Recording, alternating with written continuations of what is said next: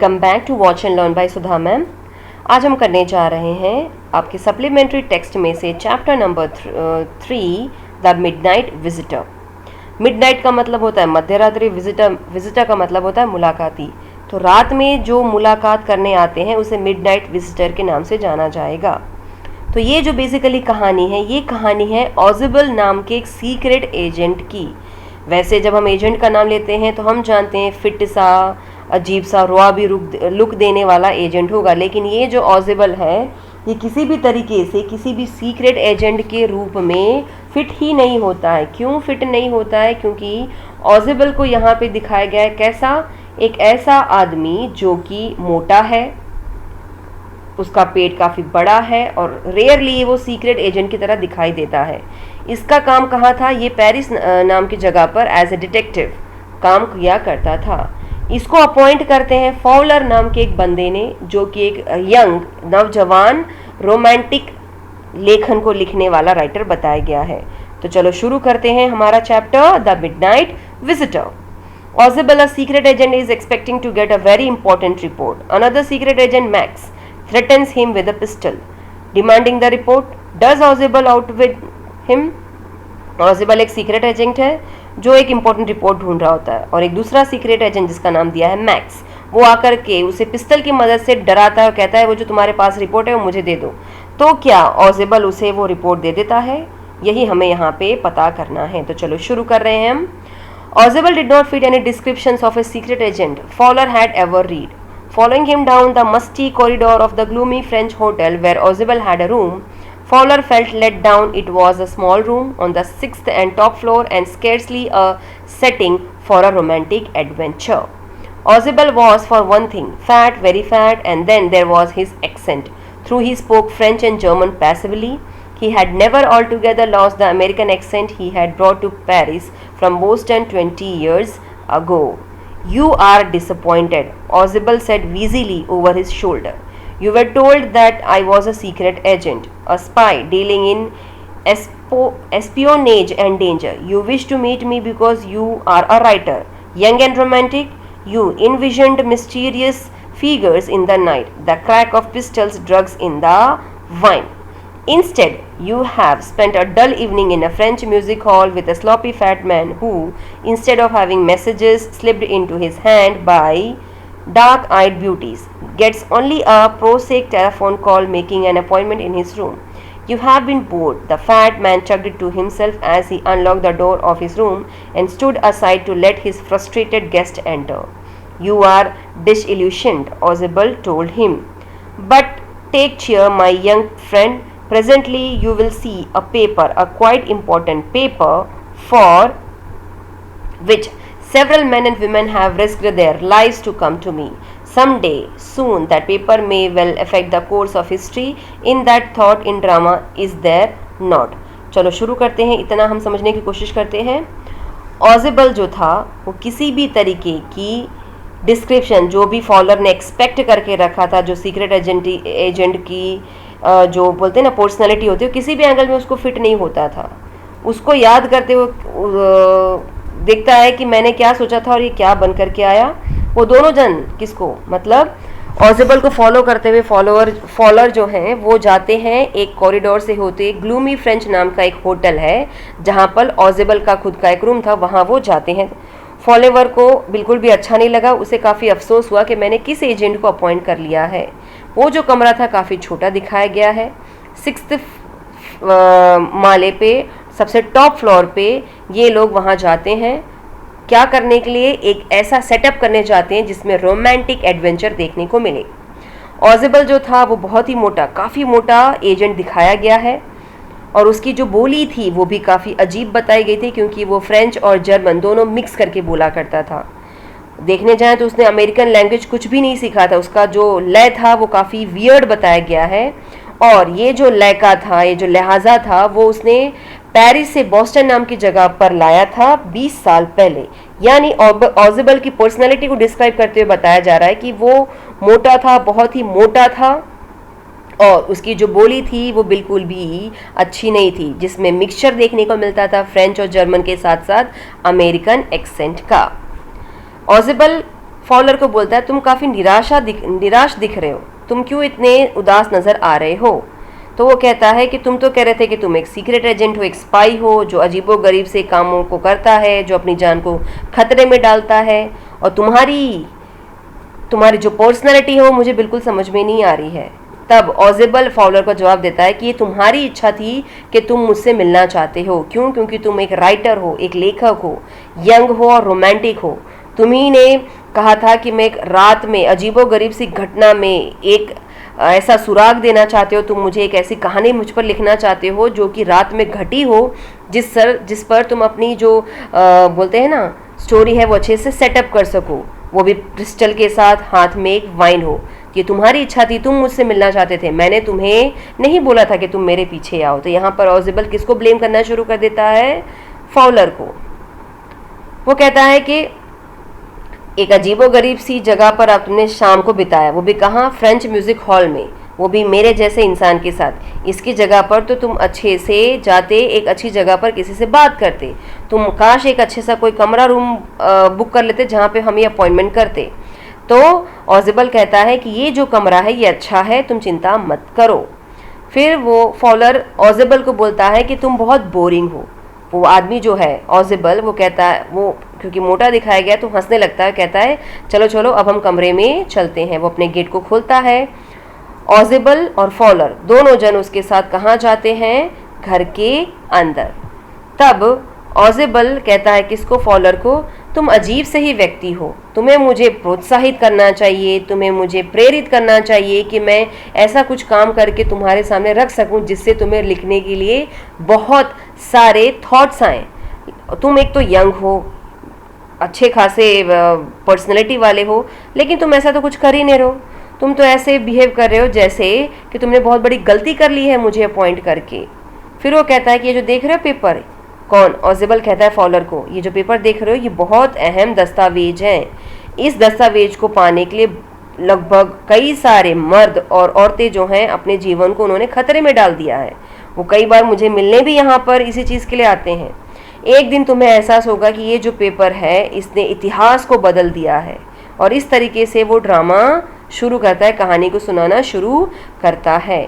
यहाँ पे आप इस पिक्चर में देख सकते हैं कि ऑजिबल अपने टेबल पे पड़े हुए कुछ कागजात के बारे में डिस्कस कर रहा होता है। ये है फॉलर, और वो जाता है कमरे में लेकर के किसको? ऑजिबल को लेकर के जाता है। As he spoke, Ozibel closed the door behind him. Then he switched on the light. As the light came on, Fowler had his first authentic thrill of the day.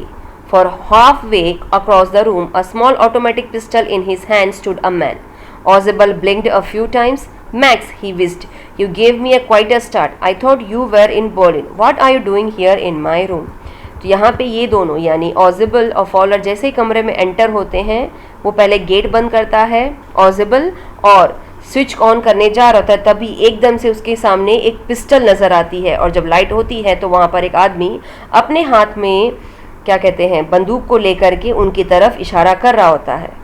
ऑजिबल थोड़ी देर के लिए चौंक जाता है, फिर वो चिल्लाता है, मैक्स तुमने तो मुझे डरा दिया, मुझे लगा तुम तो बर्लिन में हो, तुम यहाँ मेरे कमरे में क्या कर रहे हो? Max was slender, a little less than tall, with features that suggested slightly the crafty pointed countenance of a fox. There was about him, aside from the gun, nothing specially menacing. Max जो है उसे कैसा दिखाया गया? दुबला पतला सा व्यक्ति, ठीक ठाक सी उसकी हाइट थी। उसके फीचर्स दिखा रहे थे कि वो काफ़ी ज़्यादा चतुर, क्राफ्टी मीन्स चतुर इंसान है। और उसकी चतुरता किसके साथ कंपेयर की गई है? फॉक्स के साथ। वो एक कॉर्नर में खड़ा होकर के अपने हाथ में गन लेकर के वहाँ पर जो दोनों लोग थे उनको मिनेंस करने की कोशिश कर रहा था, डराने की कोशिश कर रहा था। द रिपोर्ट, ही मोमोड, the report that is being brought to you tonight concerning some new missiles, I thought I would take it from you. It will be safer in my hands than in yours. अब यहाँ पे क्या है कि ऑजिबल, max जो था वो ऑजिबल का क्या है? बहुत बड़ा एनिमी है, क्योंकि दोनों सीक्रेट एजेंट थे और दोनों एक रिपोर्ट को ढूंढ रहे थे। तभी मैक्स चिल्ला करके धीरे से फुसफुसाता है कि रिपोर्ट दे दो जो तुम यहाँ लेने रात में आए हो, जिसमें मिसाइल से जुड़े हुए बहुत सारे गुप्त जानकारियाँ हैं, वो मुझे दे दो क्योंकि वो मेरे पास ज़्यादा सुरक्षित है, तुम्हारे पास वो सुरक्षित नहीं रहेगी। Ozible moved to an armchair and sat down heavily. I am going to raise the devil with the management this time, and you can bet on it, he said grimly. This is the second time in a month that somebody has got into my room through that nuisance of a balcony. Fowler's eyes went to the single window of the room. It was an ordinary window against which now the night was pressing blackly. ऑजिबल धीरे से जाता है और जाकर के एक आम chair पर बैठ जाता है और बैठते हुए कहता है, इस बार जाकर के ये जो राक्षस मैनेजर है उसकी तो मैं बारी लेने वाला हूँ। गुस्से में वो बोलता है, ग्रिमली मीन्स गुस्से के साथ कहता है, ये दूसरी बार हुआ है कि जब कोई मेरे कमरे में एक घिसी पिटी घटिया से बालकनी से होते हुए आ गया है। फॉलोअर की जो आंखें थी उसने घुमा करके देखा तो उस रूम में सिंगल एक ही विंडो था और वो एक सामान्य खिड़की ही थी और उस समय उस सामान्य खिड़की से जो रात का रोशनी था वो अंदर की तरफ आ रहा था। Balcony, Max said with a rising inflection. No a passkey. I did not know about the balcony. It might have saved me some trouble I had known. It's not my balcony, Ozible said with extreme irritation. It belongs to the next apartment. He glanced explanatory at Fowler. You see, he said, this room used to be a part of a large unit and the next room through that door there used to be a living room. It had the balcony which extends under my window now. You can get in onto it from the empty room 2 doors down and somebody did last month. The management promised to block it off but they haven't. अभी क्या कहता है max? Balcony? तुमने ज़रूर कुछ गड़बड़ की है। मेरे पास ऐसा कोई बालकनी से मैं यहाँ पर नहीं आया हूँ। यहाँ पे किसी बालकनी के बारे में मुझे जानकारी ही नहीं है। मुझे पता है कि मैं कहाँ से कैसे यहाँ पर पहुँचा हूँ। तो ऑजिबल कहता है, नहीं, तुम बालकनी से ही आए हो और वो मेरे घर के पास से ही होते हुए, मेरे रूम से पास से ही होते हुए आती है। वो काफ़ी चिढ़ जाता है। वो कहता है वो एक्चुअल में बालकनी पास में आई हुई जो दूसरी बिल्डिंग है उसकी बालकनी है। वो समझाते हुए फॉलो की तरफ देखते हुए कहता है, ये जो रूम था कुछ समय पहले तक एक बड़ा सा हॉल हुआ करता था जिसमें से बहुत सारे कमरे जो हैं इसी डोर से कनेक्टेड थे। यहाँ पे एक बहुत बड़ा लिविंग रूम हुआ करता था, उसी में एक बालकनी थी जो मेरे कमरे की विंडो की तरफ से होते हुए जाती है। अगर तुम वहाँ जाके देखोगे तो वहाँ से तुम्हें 2 दरवाजे नज़र आएंगे जो नीचे की तरफ के 2 खाली रूम्स में जाते हैं। पिछली बार भी कोई इंसान आया था पिछले महीने जिसने आकर के यहीं से मेरे रूम में एंट्री ली थी। मैनेजमेंट ने उस टाइम मुझे प्रॉमिस किया था कि वो इस बालकनी को बंद कर देंगे, पर ऐसा कुछ उन्होंने किया ही नहीं। Max glanced at Fowler, who was standing stiffly not far from Ozible, and waved the gun with a commanding gesture. Please sit down, he said. We have a wait of half an hour, I think. 31 minutes, Ozible said moodily. The appointment was for 12:30. I wish I knew how you learned about the report, Max. The little spy smiled heavily. And we wish we knew how your people got the report. But no harm has been done. I will get it back tonight. What is that? Who is at the door? Fowler jumped at the sudden knocking at the door. Ozible just smiled. That will be the police, he said. I thought that such an important paper as the one we are waiting for should have a little extra protection. I told them to check on me to make sure everything was all right. Max bit his lip nervously. The knocking was repeated. What will you do now, Max? Ozible asked. If I do not answer the door, they will enter anyway. The door is unlocked and they will not hesitate to shoot. Max's face was black with anger as he backed swiftly towards the window.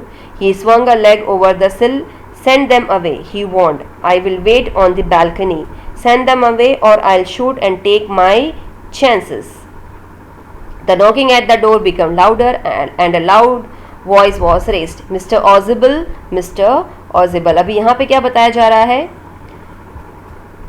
Max जो है वो follower को देख करके घूरता है और कहता है कि तुम वहाँ खड़े हो ना, जबकि किसके बारे में बताया जा रहा है? फॉलोअर के बारे में, कि तुम जो वहाँ पे खड़े हो, जो ज़्यादा दूर नहीं था। ओजिबल से कहता है कि अपनी गन को हिलाते हुए कि फटाफट आकर के वहाँ पर बैठ जाइए।